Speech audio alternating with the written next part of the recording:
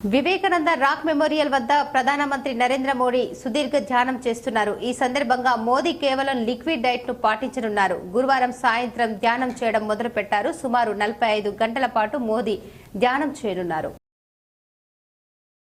Private స్కూళ్లలో uniforms, బూట్లు, బెల్ట్లు అమ్మకాలపై ప్రభుత్వం నిషేధం విధించింది. స్టేషనరీ, పుస్తకాల వంటివి లాభాపేక్షం లేకుండా అమ్ముకోవచ్చని తెలిపింది. నిబంధనలు అతిక్రమిస్తే కఠిన చర్యలు తప్పవని స్పష్టం చేసింది.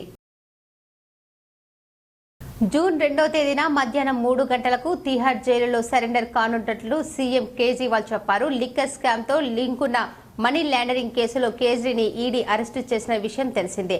ప్రస్తుతం ఎన్నికల ప్రచారం కోసం 21 రోజులు తాత్కాలిక బెయిల్పై బయటకు వచ్చారు. రేవంత్ సర్కార్ చిహ్నాలు, గుర్తులు మార్పుపై నిజామాబాద్ అర్బన్ ఎమ్మెల్యే ధన్పాల్ సూర్యనారాయణ గుప్తా స్పందిస్తూ రాష్ట్ర ప్రభుత్వం రేవంత్ సర్కార్ ప్రజా అభిప్రాయం తెలుసుకోకుండా మార్పులు చేర్పులు సరికాదని, ముఖ్యంగా ఫోన్ ట్యాపింగ్ వ్యవహారాన్ని పక్కతోవ పట్టించడానికి, ప్రజల దృష్టిని మళ్లించడానికి రేవంత్ ప్రయత్నిస్తున్నాడని మండిపడ్డారు.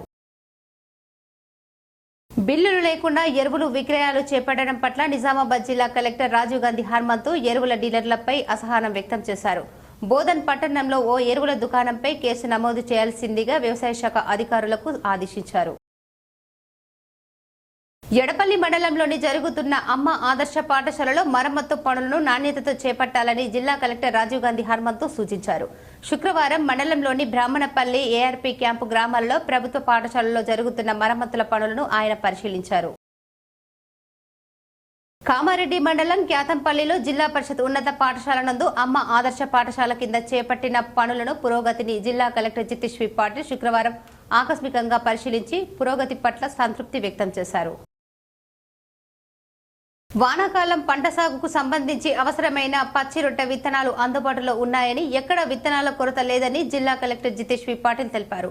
శుక్రవారం బిక్నూర్ మండలంలోని విత్తన పంపిణీ కేంద్రాలను, ఫెస్టివల్ దుకాణాలను జిల్లా వ్యవసాయ అధికారి భాగ్యలక్ష్మితో కలిసి ఆకస్మికంగా సందర్శించారు.